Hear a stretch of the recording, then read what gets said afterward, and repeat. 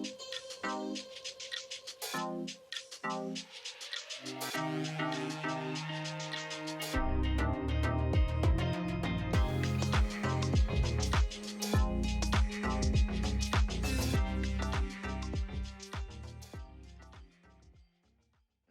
morning, good afternoon, and good evening, friends across the Homieverse.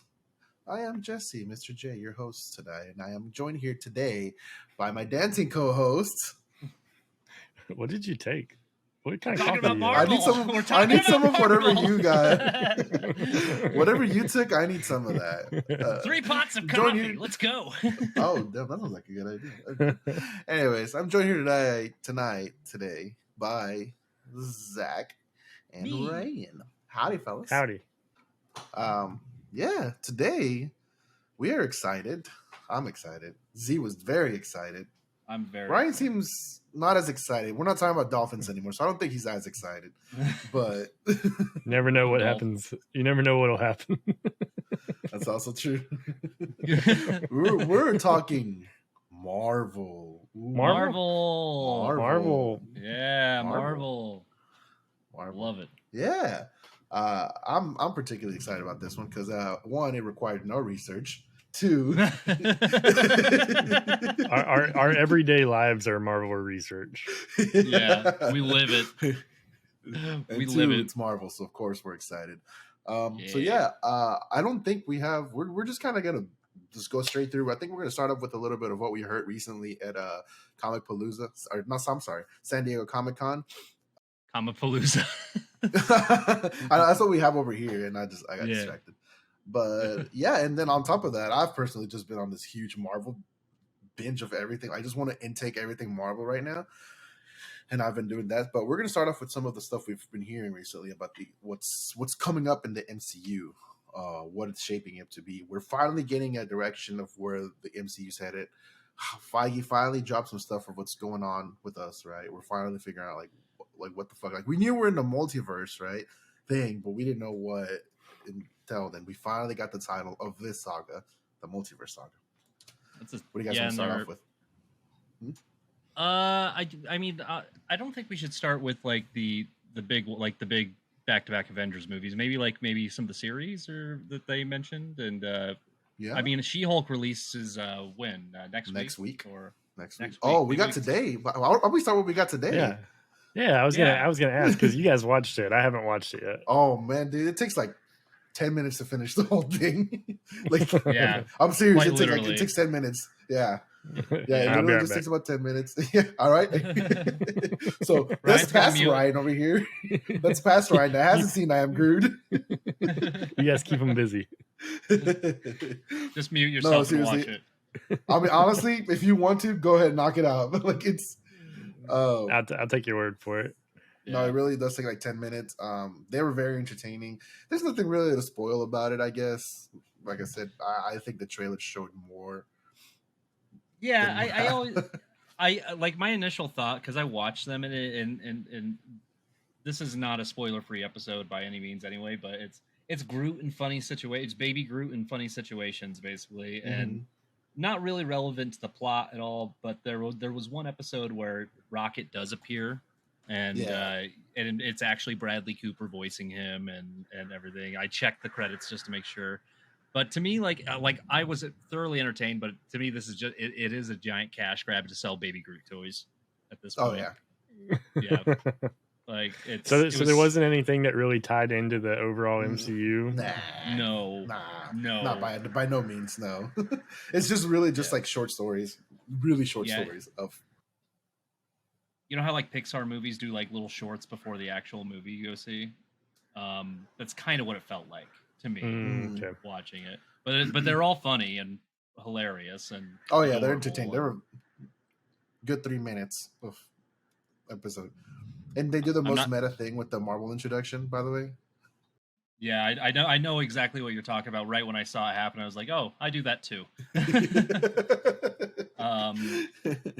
It's not a big spoil, but it's Groot just fast forwards through the intro. The Marvel, he just fast was like, all right, cool. I remember because I was like, I booted up the first episode. I'm over here thinking, Like, no way. This is a 5-minute episode. Are they really going to spend a minute with the introduction with the Marvel logo and then 3 minutes of credits? Like, there's no way. The credits are insane. Yeah, it's they do it in like 10 different languages, and like the episode itself was like 30 seconds long, and it's like I am credits. You know, that's all it is. And apparently, apparently Vin Diesel did voice all of these lines, like revoice all of this.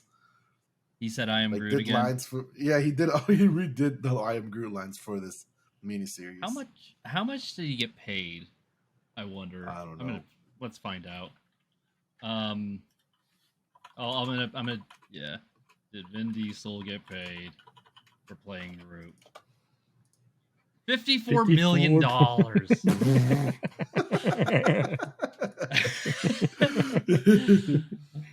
Oh my god, that's why he's smiling in all these pictures. I just got paid $54 million to say 3 words.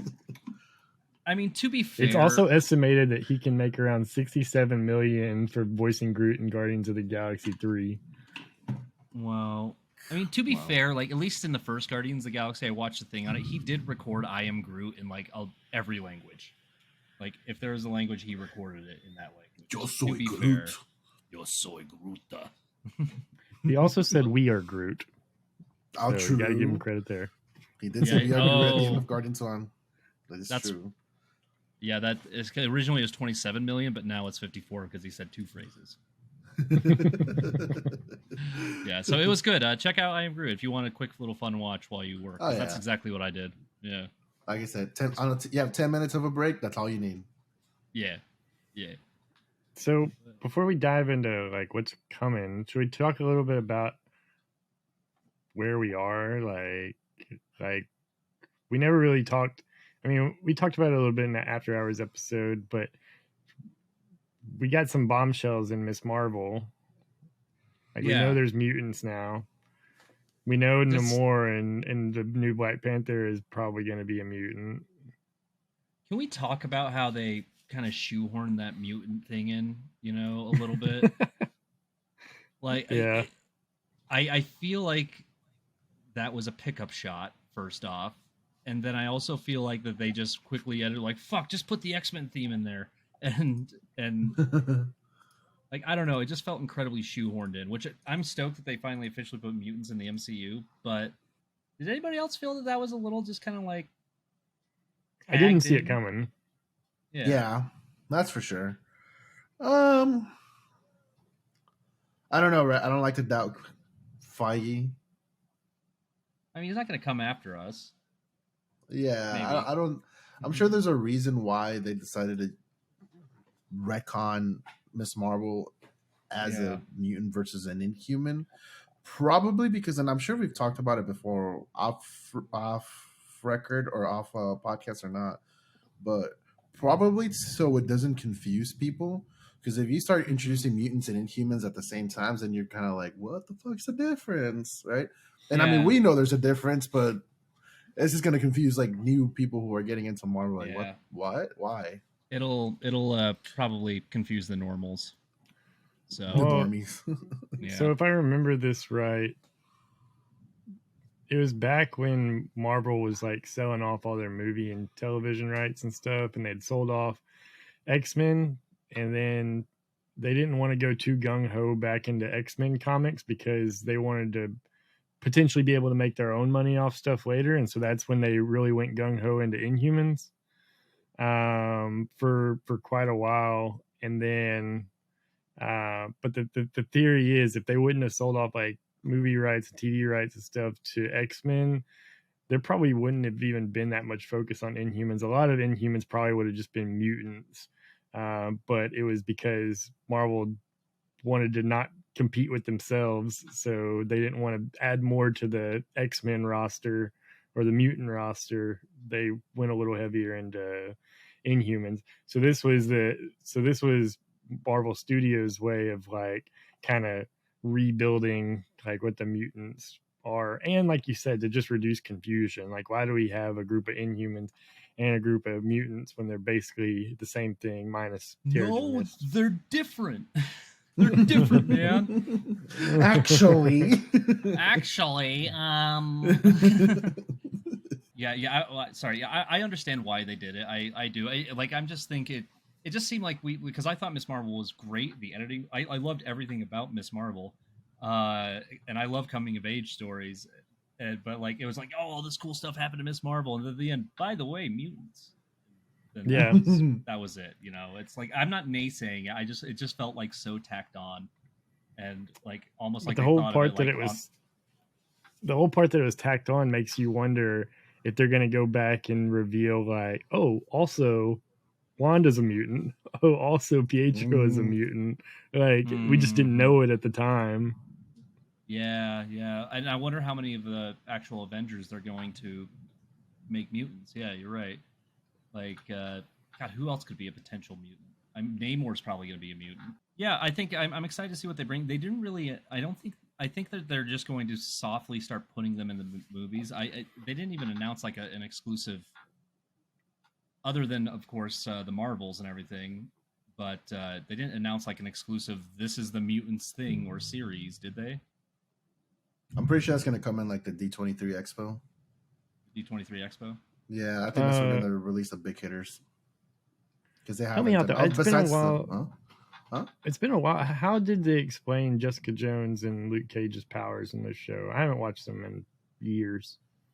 Luke Cage was. I thought they were both experiments. Yeah, I was gonna say I think Luke Cage was an experiment gone wrong. Jessica Jones, I think the same actually.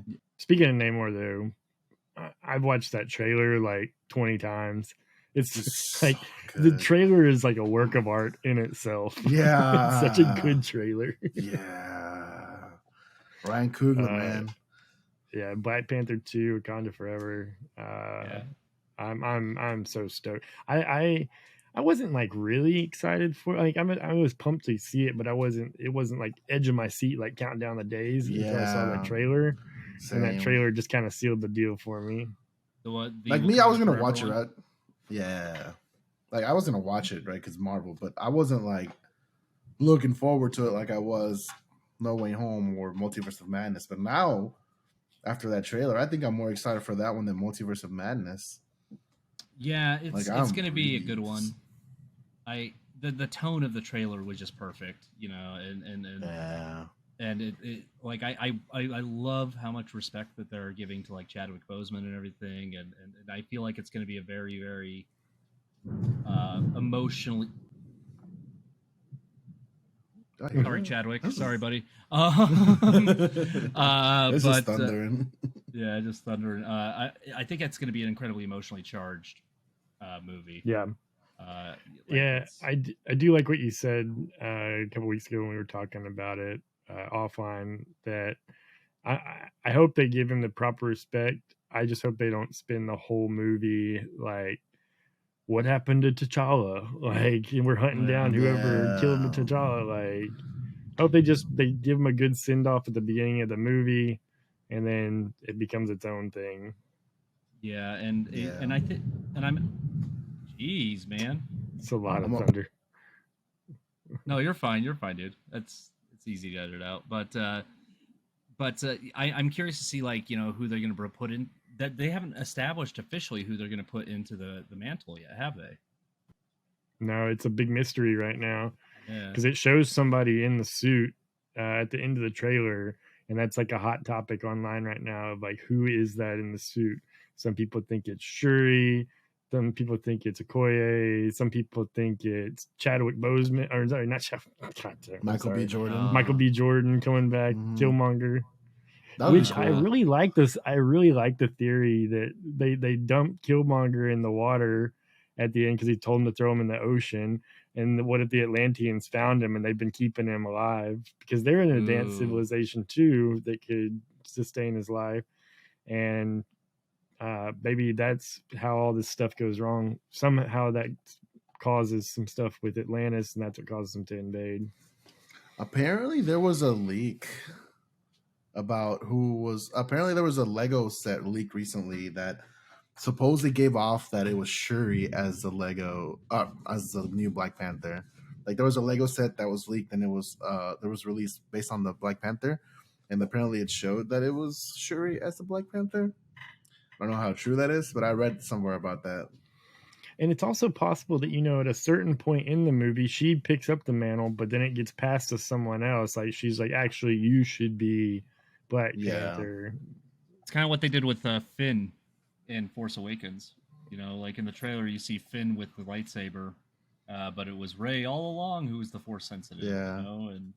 And that's where our viewer attainment just dropped as I brought up Star Wars. But I mean, if the mantle of Black Panther goes to the king of Wakanda, right? It doesn't go to just not king status, as far as I'm concerned. That's who the Black Panther mantle goes to. Officially, yeah. So if they give it to Michael B. Jordan, that means that would have to make him king. And would they do that?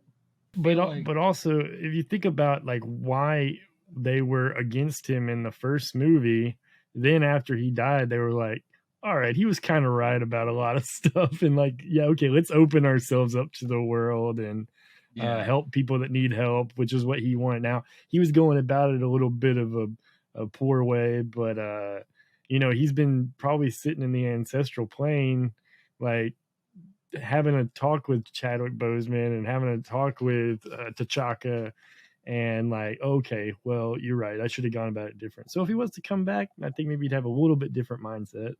Yeah, could be. But then who's going to be the Human Torch in the new Fantastic Four movie? Oh man! Oh, that's Chris Evans, dude. Oh shit! Yeah, that's Chris Evans.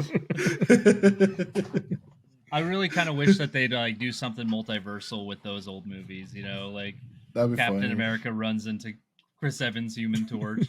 Or So yeah, I honestly kind of hope it is the Michael B. Jordan route. I think that'd be the most interesting and cool way, and I think bringing that character into redemption would be awesome.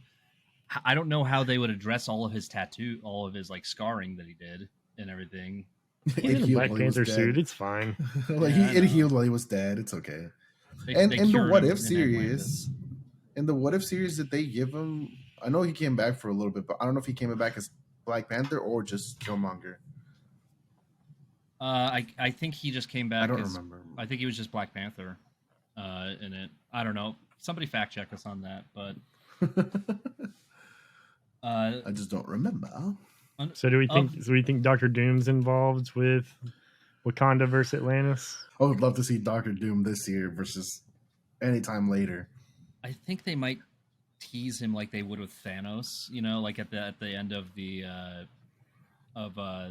first Avengers, where it showed him like turning and grinning and everything. Like I think they might tease him like that, like, and they'll maybe refer to him as like the Master or this guy. He might be like a shadow operator, maybe. That's the route I think they'll go.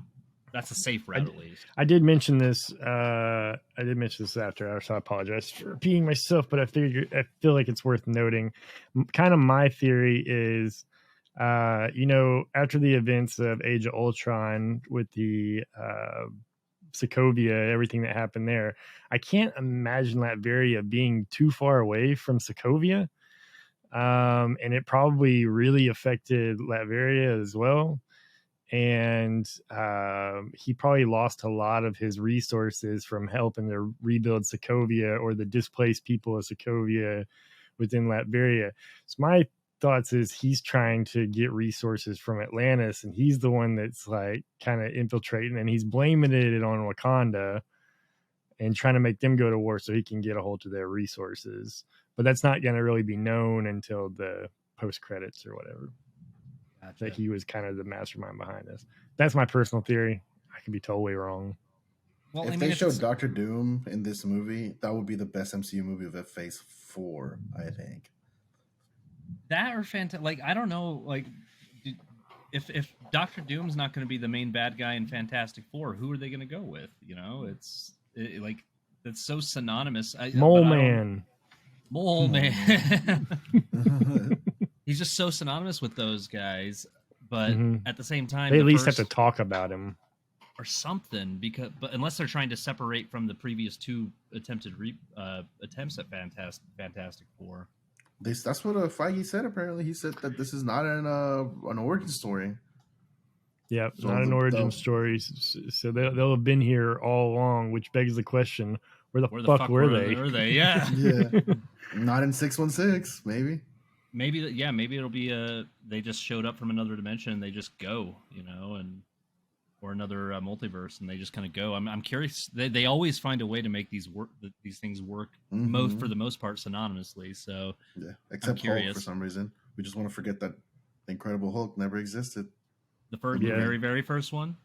It was a different universe. It was a different universe in the multiverse. I guess so. Like Edward Norton's Hulk just never happened. Apparently. Did you not like the Edward Norton Hulk? Oh, I loved it. That's probably my favorite iteration of Hulk there is. Yeah, I loved it. I thought it was good. Yeah, I love that Hulk. And I'm curious. I guess this is a good segue into She-Hulk then.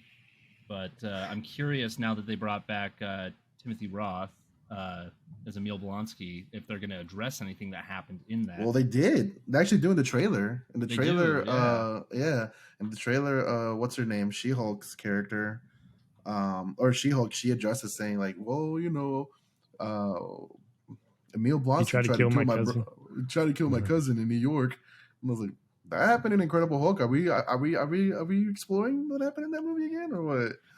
I really hope they do, because I hope that they do something with the leader that they teased at the end of it. Oh God, I know, man. Yeah, Ryan didn't know who the leader was. Really? Yeah, I slipped my mind. Didn't read a lot of Hulk comics. I didn't really read many Hulk comics either. Most of my knowledge of the Hulk comes from binging YouTube and watching the movies, video games and video games and everything. But I do think, like, on the note of She-Hulk, and I've said this in our mod chat, and I've said this to Jay when we were having a conversation.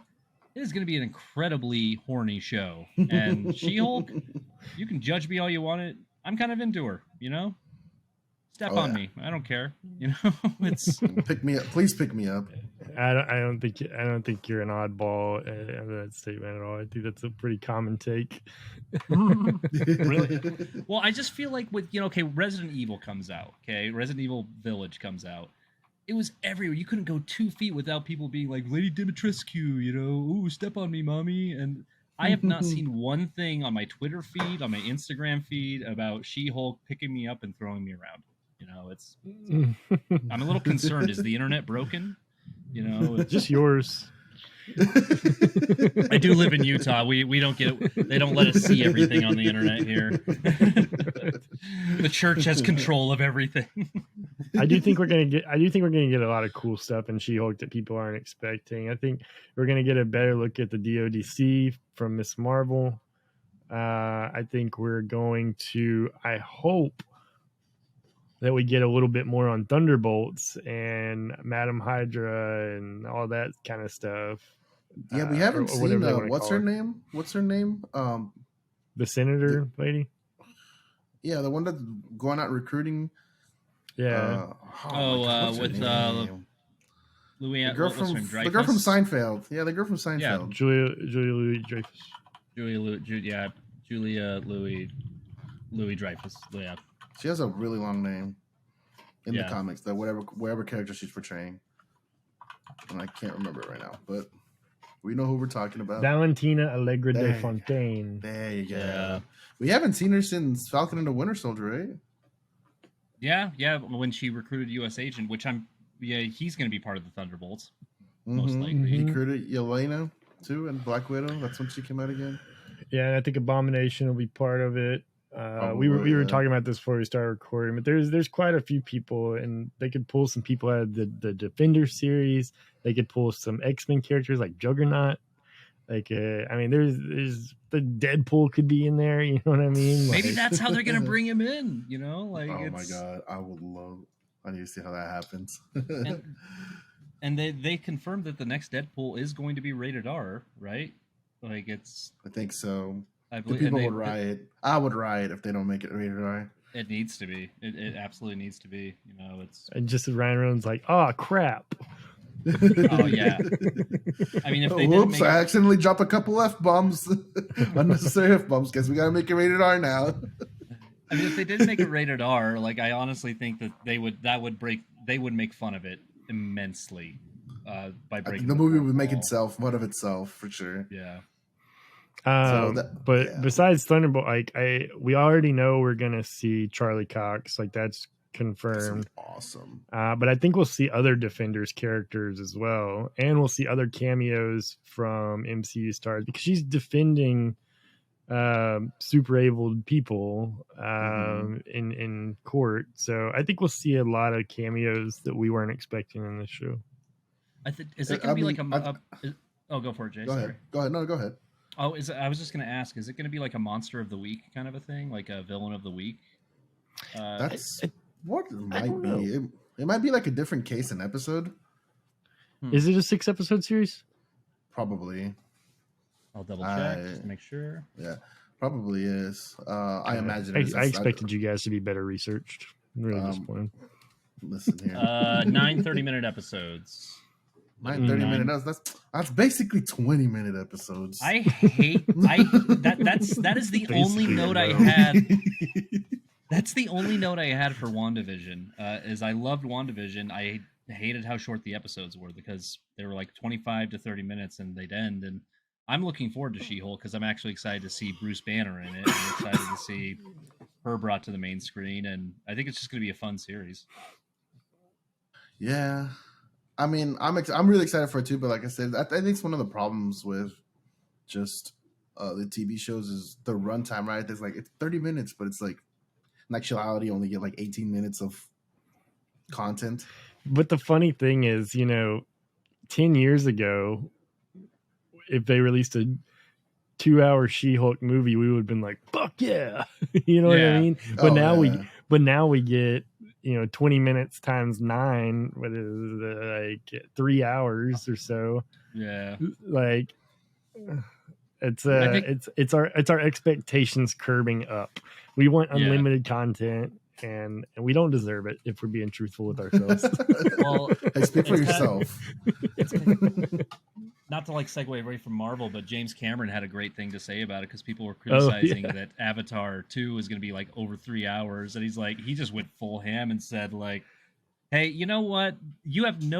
Listen, you people." You have no problem sitting at home on your couch watching 10 episodes, hour-long episodes of something for all day. Yeah, you give my movie shit. Get over yourself. And then he just kind of just left it at that.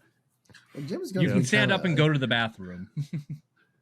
He's had a little tantrum about Marvel. I don't know if it's just Marvel or comic book movies in general, but he's got a little thing against it. All those filmmakers, I know the type. I've served them all during Sundance. I hate that people like stuff that I didn't make. Stop having fun. Yeah. It's kind of like Scorsese, and I love Scorsese's work, and I love independent film. I love all that stuff. I love it, but this is another type of media. Just deal with it, guys. People are having fun. But I served those film types for years and years in Park City during Sundance Film Festival, and they can be a real handful anyway. So anything that comes out of their mouth I see on Twitter, I'm just like, wow, you're adorable. Yeah, go enjoy your kale salad. Well, we just got a slate of like 14 or so new movies and TV shows, and we've touched 3 of them. Oh shit. We got a lot to do in the second half, don't we? Well, Daredevil's gonna be badass in She-Hulk to close that off. Mm-hmm. Yeah, that's gonna be cool. I mean, I don't think he's gonna play like a huge role, right? It's not his show, but if anything, he's just gonna come out for that one scene that we saw in the trailer. And Kingpin. He might. Is she a prosecutor? Is she a prosecutor or a defendant? I don't know. I think she's a prosecutor.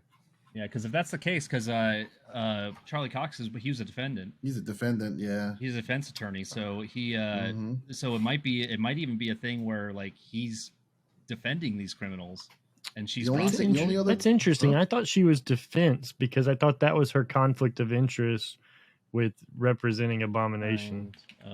Oh, true. Could be, yeah. Wow, we don't know ourselves. We call ourselves Marvel fans. I'm not illegal. I'm not. Is she Hulk's defense attorney or prosecutor? She was a prosecutor in Sensational Hulk. Back in Sensational. So she is a prosecutor. Okay. I mean, that would still be a conflict of interest. So that makes sense. I guess I just had in my head that she was defending super abled people. Yeah, she's prosecuting him, so she's biased. Yeah, that's the conflict of interest. That'll be interesting. I think my final thoughts on that, since you mentioned Jessica Jones earlier in the show, or not in the show, but just potential appearances, I think she would be cool because she also does work with the law. Sometimes she's a private investigator. Yeah. It'd be cool to see her. I of those series, I love Jessica Jones was my favorite. Oh, me too. I love it. I mean, Daredevil was my favorite, but Jessica Jones was really, really good too. Cinematically, Daredevil was my favorite. But as far as story goes and like the character, Jessica Jones was my jam. So because they did all those homages to Old Boy and everything, and you can't get enough of Kristen Ritter anyway. So no, you can never get enough of her. No. Love her. All right. So, final thoughts on that before we move on to our little break. I think we tackled it, man. Like, I think, yeah, I'm excited. Yeah, it's gonna be dope. Doctor Doom, gonna be cool. Black Panther, hell yeah.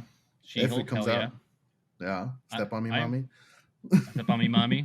I'm gonna watch Step on Me, Mommy, the series, and then Baby Group, Step on Baby Group. You know, so Step on Baby Group. Please don't step on Baby Group. Okay. I hope we see Karen.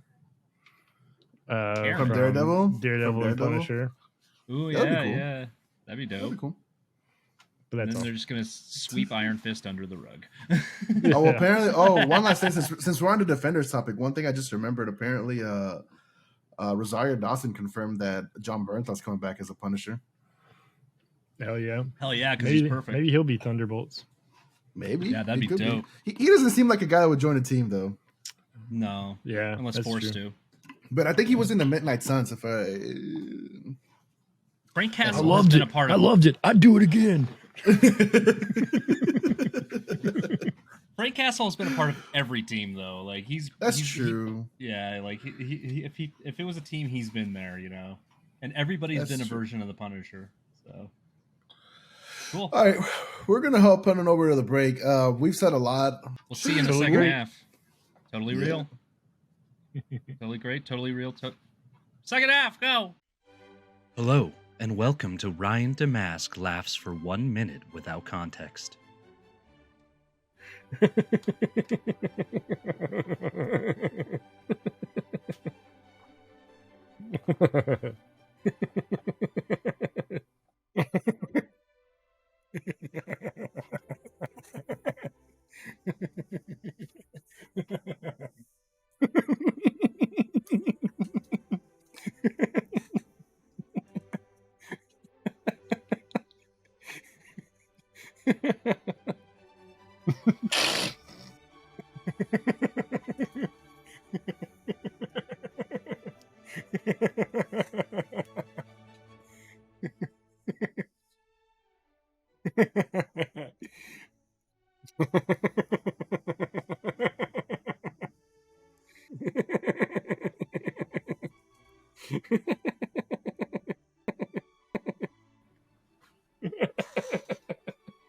Not anymore. This has been Ryan Damask Laughs for 1 minute without context.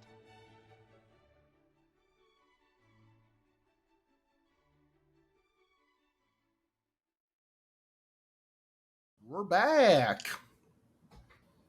After We're back.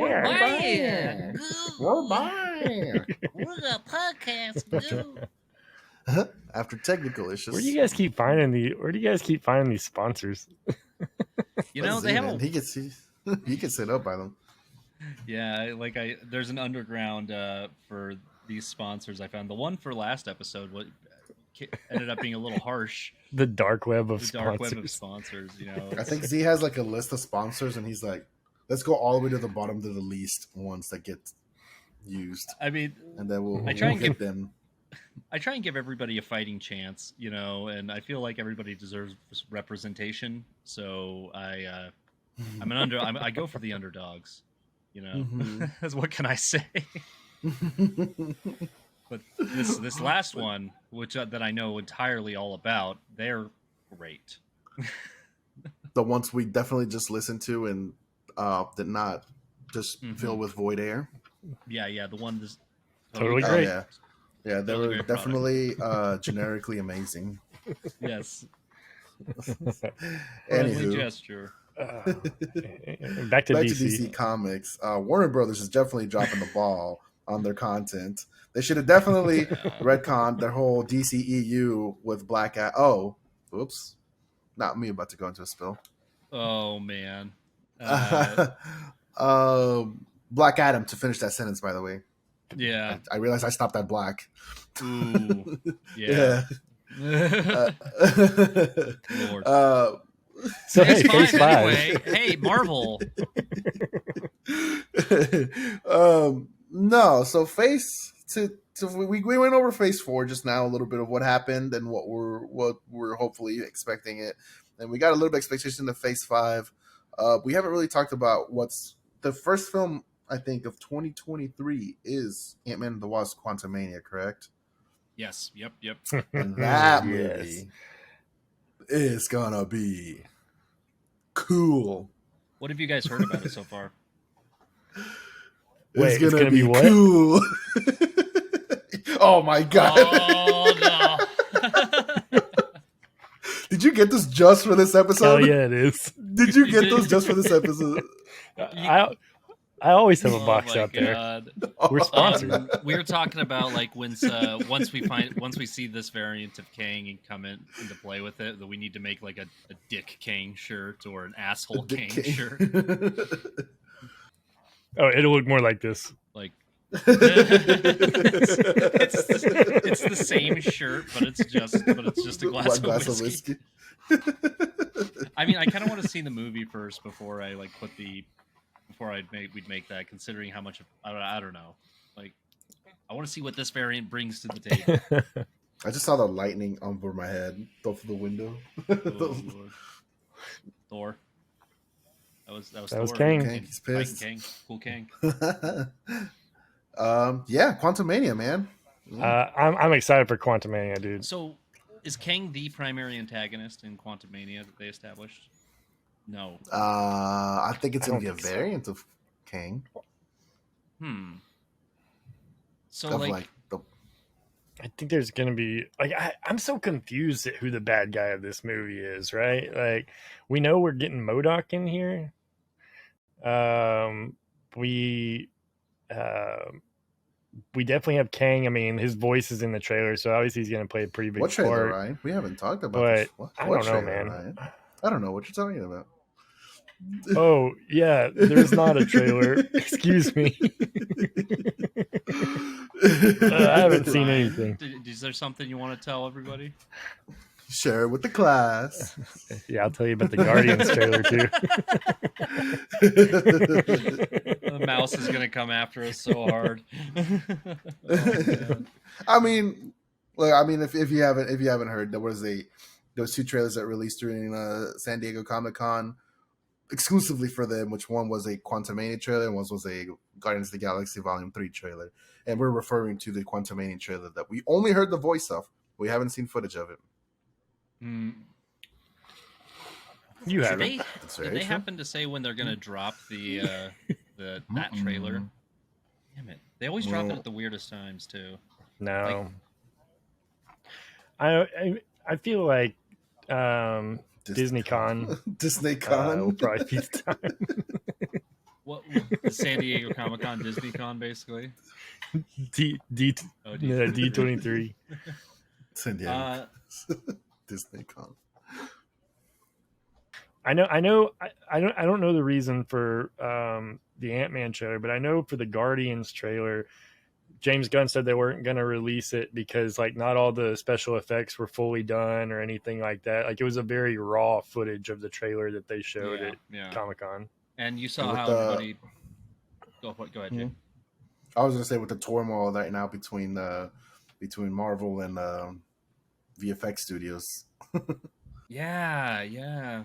Like, to be honest with you, I'm not surprised. But what were you gonna say, Sarzi? Yeah. Oh no, I actually lost my train. Oh, I was gonna say, like, I would rather them like finish shit and this is me with every kind of media, but finish it and then release it. But it kind of covers their ass too, because when they released the She-Hulk trailer, everybody wigged out about the CGI on it. It was like, oh, the CGI is bad. It's like, shut up. Like, I'm just... Yeah. We're also introducing Bill Murray to the MCU. What the hell is up with that, by the way? Well, you know, what's her name was trapped in the quantum realm forever, so she found Bill Murray, got a boyfriend. Really? Is that potentially. exactly? I literally just finished Ant-Man and the Wasp earlier today, rewatched it, so I'm like, I got all that fresh. All that. Ooh, I should rewatch the Ant-Man ones. Ant-Man, I think huh? Go ahead. No. I was just gonna say Ant-Man and the Wasp is, of all the MCU movies, that's the one I've only seen once. Yeah, same. It was only my second time watching it today. Mm-hmm. But I actually really enjoyed. Huh? Really? I've seen it a few times. Yeah. I mean, I liked it. It's good. I think the first Ant-Man to me is probably one of my favorite MCU movies overall. The first one, it was so much fun to watch. The first one. Yeah, and anything Paul Rudd in is golden. Oh yeah. Yeah. I think he even did some of the writing in the Ant-Man. I don't know if both of them, but definitely Ant-Man and the Wasp. Huh? I know they're leaning into it and kind of making him the comic relief and everything, but I feel like that they just treat him like an idiot. Like the rest of the Avengers just really treated him poorly, you know. And like I feel really.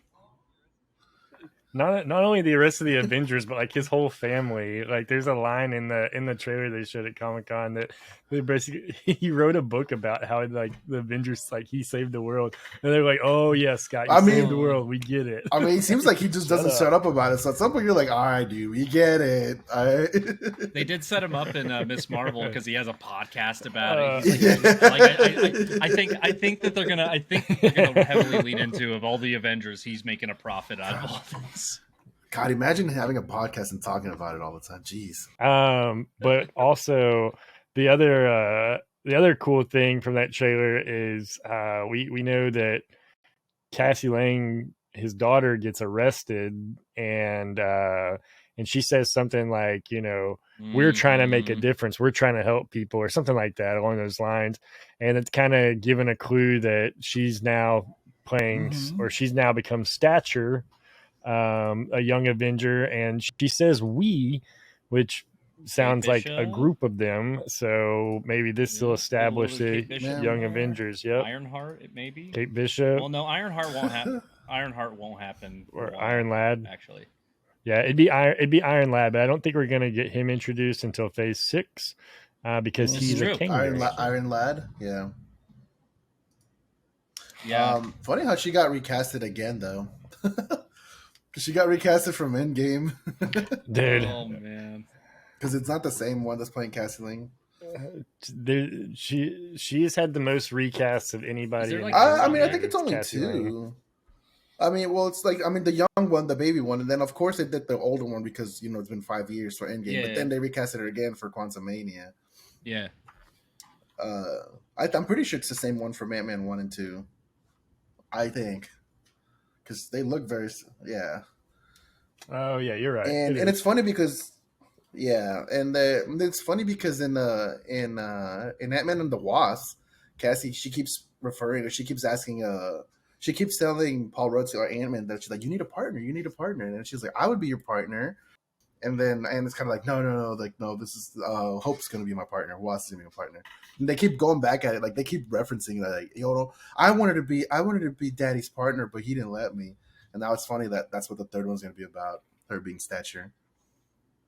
Oh, that'll be fun. Yeah, that's gonna be a great kickoff to the next phase. I think that's gonna be super fun. And then it's just gonna create I was kind of getting worried for a bit with like the timeline splitting and everything, but are they going to write themselves into a corner with this, you know? But I feel like that they've really handled everything really well going forward so far.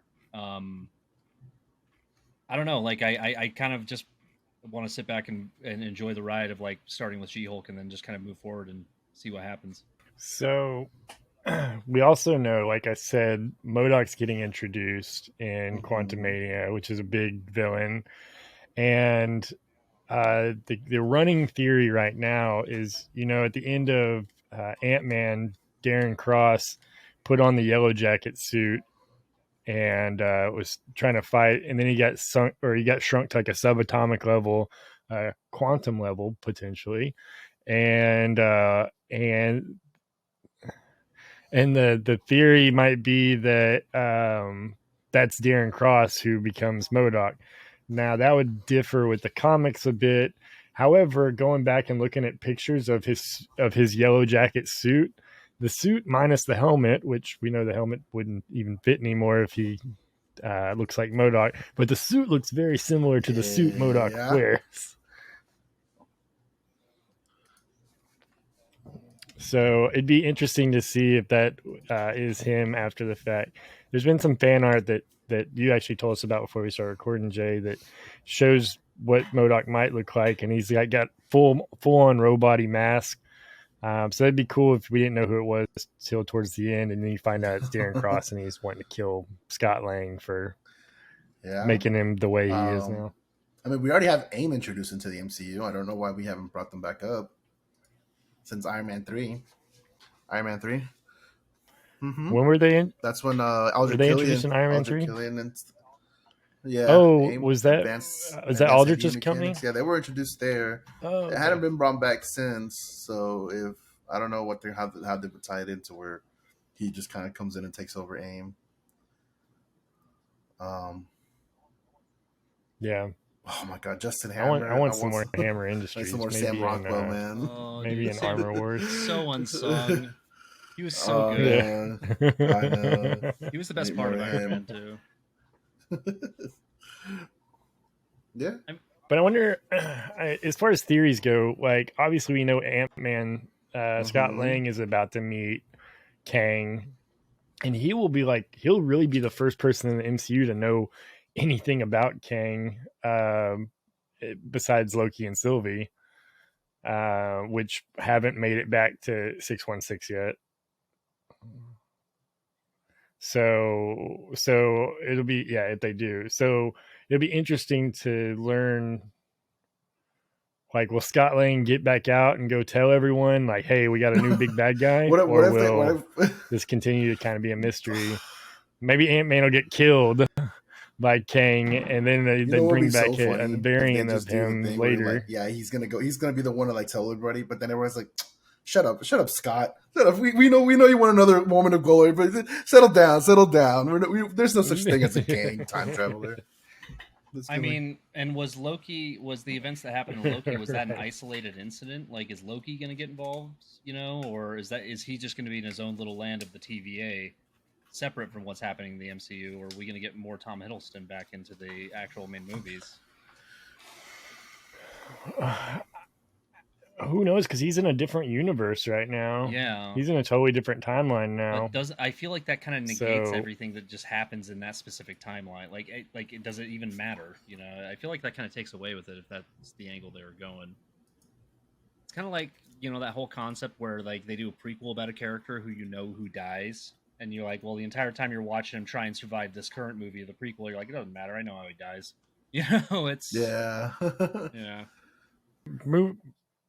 Sorry, Jay, I know you're running the thing. I was going to move off Quantumania a bit and ask what you guys thought Secret Invasion was going to entail, the Disney Plus series. Like, apparently it's about Nick Fury and Talos getting together and trying to figure out, or they find out that Skrulls have invaded, like, all these different world governments. But I wonder how that's going to tie in with everything else going on in this saga. When does that come out? This year, right? That's going to be like the first one of Phase 4, spring 2023. It'll be coming out around the same time as what's happening with all the Skrulls, because Skrulls have been kicking around since the 80s. Just kind of, I feel like they softly kind of planted the seed with this story. Help me out. I remember, like, at the end of Captain Marvel, like, oh, hey, the Skrulls, they're actually all really friendly. They're just nice people trying to escape from the Kree. And so now we're talking about Skrulls invading governments and doing shady shit. Like, I'm trying to figure out the disconnect there. Of like, that's what that happened might over be the past 40 thing, years. that they're painting the Skrulls as good guys, but in reality they're not. I mean, the Kree aren't saints themselves, right? But they're awful. Yeah, like they're both pretty fucking awful. Oh yeah, but Kree are terrible. I don't know why they're making them as like actually good guys, because I mean, Skrulls get introduced into Marvel as bad guys. Like they come in, they take over, and then they fuck shit up. But in here, they make themselves aware, and then they're just kind of being doubles for people. Like as we saw at the end of Far From Home, where Nick Fury and Maria Hill were the Skrulls, and it was Talos, right? Talos was portraying Nick Fury. It looks like, yeah, it's a pretty sick cast for it though. So obviously we have Nick Fury and Talos, but we also get Don Cheadle, Martin Freeman, and Colby Smulders coming back for Secret Invasion. So we have Everett Ross from Black Panther, Ross, Maria Hill, and think, badass. If they're going with the same sect of Skrulls that were in Captain Marvel, I think it's going to be a thing where they're trying to live amongst us, but then they're going to like kind of take things matters in their own hands and like be very similar to like what the Butterflies did in Peacemaker, where they feel like, I think it might be kind of that angle they take, or they're going to guarantee that they don't get oppressed again, and they'll become antagonists, but antagonists that you can identify with a bit more because they lost their home and they've basically have been hunted for all these years by the Kree. So I think it's going to be kind of that angle of what they're going to do. That's my theory, at least. Like, I think it'd just be a little weird to be like, they're good guys, and all of a sudden they're in their evil Skrull chairs with their evil Skrull cats. Yeah. So I think that's the angle they'll take with it, but I could be 100% wrong on that. But maybe the secret. You can see him. Maybe the secret invasion part isn't so much that the Skrulls are invading. Maybe the Kree have been planning a secret invasion, and the Skrulls are going to help them stop it. Which would be kind of whack, right? Because the secret invasion is how Skrulls took over. But maybe, who knows? So who knows? Who knows how they're going to do it? Right. I'm interested to see how that ties in with everything else going on, because it'll be the next thing after we meet Kang, which I don't really think Kang has anything to do with that. So, God. And then we have Rocket. It's going to be an origin story for Rocket, right? Oh shit! Not origin story for him, but explaining how he came about. It'd be going right. Yep. And we'll get the what's his name? The bad guy. I forget his name. The one who made Rocket. I know we're gonna get some more Adam Warlock in that one in Volume 3. Yeah, he's gonna join the Guardians basically. He'll be kind of like an anti-hero, which I can see him sticking around. Like, so, James Gunn confirmed this is the last Guardians of the Galaxy movie. Did he say last movie or was it just the end of a story? I thought it was just the end of the specific like narrative that the Guardians is carrying. It said this will be the last film for so this we're still gonna have particular Guardians, team. Different people. Interesting. Yeah, potentially. Do you feel like and with the direction they're going with the split timelines and the multiverse and everything like that, because obviously like Tony Stark, Steve Rogers, the original holders of the mantle of Captain America, they're the primary Avengers. I mean, do you think that they're going to do kind of like almost like a time shift reboot with different actors to bring those actual characters back? Just to kind of answer the question of like, okay, well, RDJ, he's in his 50s now, and I think if they were going to do that at any point, from what we know what's coming, they do it at Secret Wars. I think so too, and I think come 2025 we're gonna. And again, this is my theory. I think we're gonna see a serious like reboot of the entire universe, happening. Yeah, with almost like a hard reset in a way because we can like these characters they're bringing in like Moon Knight and She-Hulk and all these kind of. I love that they're bringing these characters into the forefront and everything, but you're missing like your 900-pound gorilla of characters that comic book readers know and love. That's like. I mean, that's also just kind of hard to show on a movie, right? Yeah.